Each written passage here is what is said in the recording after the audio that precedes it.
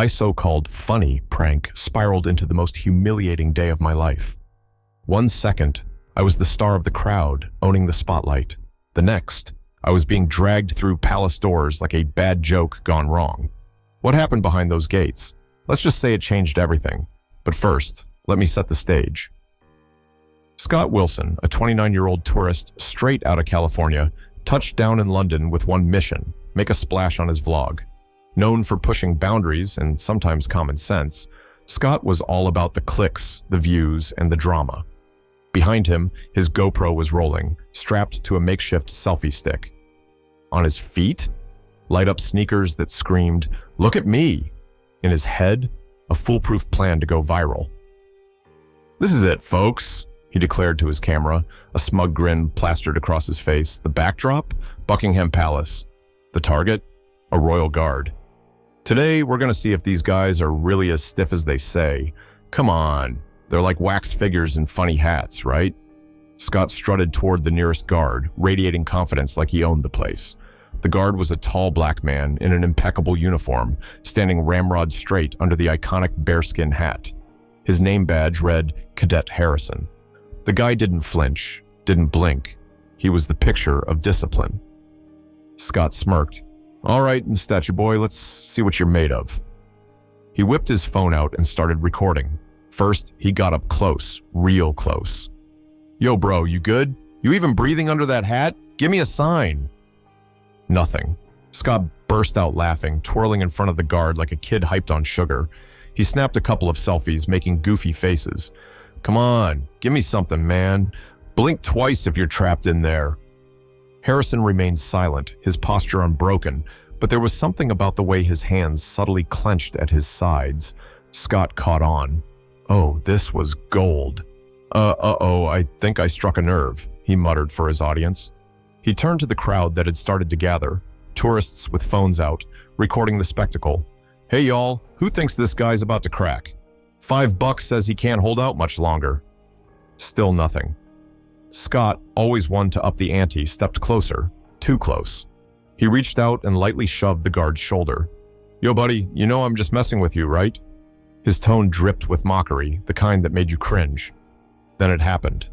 Harrison tilted his head ever so slightly, locking eyes with Scott. His gaze was sharp, so sharp it could have cut through steel. The crowd gasped. "Oh, we got movement, people," Scott shouted, pointing at the guard with exaggerated flair.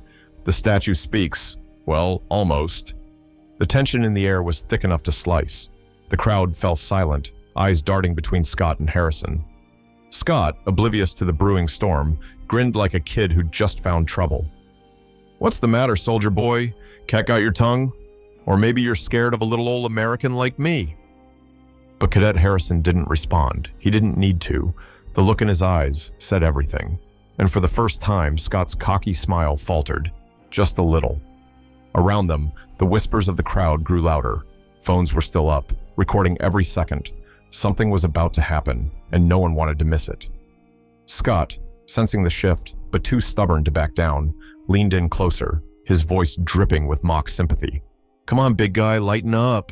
I'm just trying to give my audience a good show. What's the worst that could happen, huh?" The worst? Oh, Scott had no idea. Cadet Harrison stood motionless, his face a mask of pure professionalism.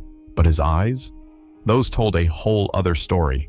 They locked onto Scott like a hawk zeroing in on prey. Scott, oblivious to the growing tension, grinned wider. "Oh, look! We've got a flinch, people! Our guy's alive after all!" He waved his camera around, making sure the crowd was catching every moment. "What's next, huh? You gonna crack a smile or shed a tear for us?" The crowd had grown thicker, whispers rippling through the tourists. "Who does he think he is?" muttered one man. "You can't mess with a royal guard like that," another said, shaking their head. Scott soaked up the attention like a sponge. All right, he announced, stepping up his theatrics. "Time to turn this up a notch." In his hand was a half-full cup of coffee, steam still curling out of the lid. With a devilish grin, he tilted the cup toward Harrison's pristine uniform. Wakey, Scott teased, leaning closer as if about to pour. "This'll wake you right up, big guy." Gasps echoed through the crowd. Even the phones stopped recording for a split second, as if the audience collectively held their breath. But then, quicker than anyone could react, Harrison stepped forward, his hand moving like a blur. With one swift motion, he slapped the coffee cup clean out of Scott's grip. It tumbled to the ground, splattering its contents across the pavement. The crowd erupted. Scott stumbled back, his mouth hanging open. "Whoa, whoa, whoa. Did you all see that?" he shouted, pointing at Harrison. His voice cracked as he tried to recover his bravado. "He just attacked me, for no reason." The audience wasn't buying it. "Maybe if you hadn't poked the bear," someone muttered, loud enough for others to laugh. Scott spun around, eyes darting between the guard and the crowd. "Hey, I was just joking. You all saw it, right? This guy can't take a joke?" His tone was growing more frantic by the second, but Harrison didn't flinch. Instead, the guard kept his piercing gaze fixed on Scott, his silence speaking volumes. Scott pointed dramatically at Harrison, addressing the crowd. "You're all witnesses. This royal guard just attacked an innocent tourist. This is unacceptable." His words carried more desperation than conviction now. Then, as if on cue, two more guards emerged from the palace gates. They moved with a quiet authority, their polished uniforms glinting in the sunlight. The crowd shifted to make way as they approached. "Oh, great," Scott muttered, nervously adjusting the strap on his camera. "Now we've got backup. What's this, the cavalry?" The new guards stopped beside Harrison. One leaned in and whispered something into his ear. Harrison gave the slightest nod in response, then turned his attention back to Scott. The guard's deep, commanding voice finally broke the silence. "Follow me." Scott blinked, frozen in place for a moment. "Follow you? What? No way, man. I'm not going anywhere. You can't tell me what to do. I'm an American."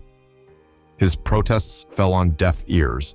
Harrison's unyielding stare left no room for argument. The crowd parted as Harrison stepped forward, gesturing for Scott to follow. The tourists didn't hide their smirks or murmurs of approval. Phones were raised, capturing every angle of Scott's reluctant shuffle behind the guard. "What is this? Some kind of joke?" Scott muttered, more to himself than anyone else. His confidence was starting to crack, but he refused to back down completely. "I'm calling my lawyer," he hissed under his breath. The whispers in the crowd grew louder as Scott and the guards disappeared through the gates. For Scott, the show was far from over. For the crowd, it was the best free entertainment they'd seen in ages. Scott's voice echoed off the stone walls of the palace hallway as the guards escorted him inside. "You can't do this. I'm a free citizen. I was just making a video." His words were loud, but his tone lacked the punch it had outside. The bravado was slipping, replaced by the shaky edge of someone in over their head. The guards didn't flinch. The steady clack of their polished boots on the marble floor was the only response. Behind them, a handful of tourists lingered outside the gates, phones still raised, hoping to catch a final snippet of the unfolding drama. "You'll regret this," Scott yelled, his voice cracking slightly. "Do you know how many followers I have? This is gonna blow up. You're all toast." But even he seemed unsure of his bluster now. Finally, they stopped in front of a grand wooden door. One of the guards opened it, revealing a stately office lined with old books and historical portraits. Standing in the center was an older man, tall and composed, his military uniform crisp and adorned with medals. His presence alone commanded respect. "Mr. Wilson," the officer said calmly, his voice as measured as a metronome. "Please, take a seat." Scott hesitated but ultimately dropped into the chair across from the desk, trying to keep his cool. "All right, let's get this over with. What's the deal?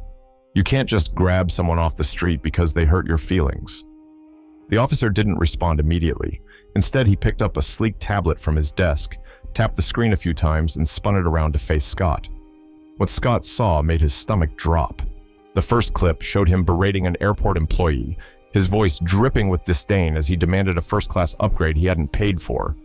The next clip jumped to a restaurant where he was shouting at a waiter for ruining his order.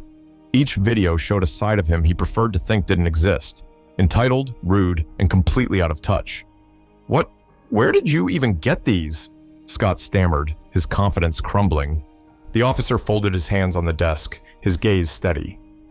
"Mr. Wilson, your online presence is quite notorious.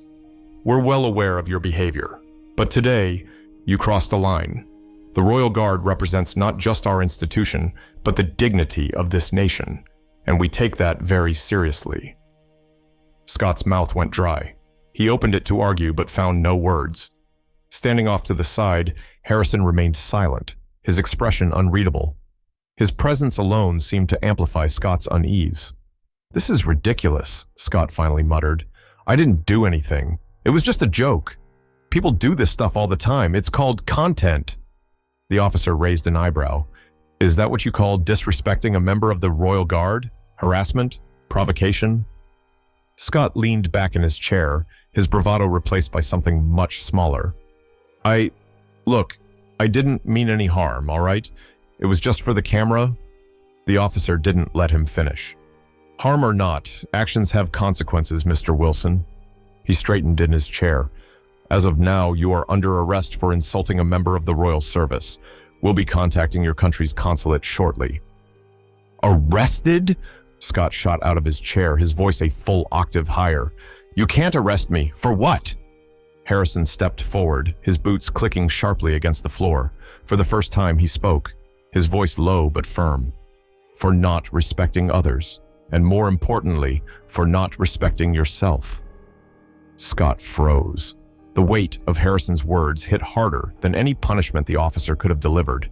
Before Scott could muster another weak protest, one of the guards stepped behind him and gently but firmly placed a hand on his shoulder. "This way, sir." As Scott was escorted out of the office, his mind raced. He wanted to fight back, to say something clever, but all he could think about was the chorus of whispers and chuckles from the crowd outside, and the cold realization that he had finally gone too far. Outside the palace gates, the tourists who had been watching the drama unfold were buzzing with excitement. The phones went down, notifications lit up. The story was already going viral, but not in the way Scott had imagined. What would you have done in Scott's place? Do you think his actions were justified, or was he completely out of line? Share your thoughts in the comments below. Have you or someone you know ever experienced something similar? Let's talk about it. Don't forget to like this post if it made you think, and hit that subscribe button for more stories that matter. This story is meant to shine a light on the importance of respect and understanding. It's created to spark conversations about how our actions can impact others and how we can strive to make the world a better place. Your opinion matters. Let's work together to create positive change.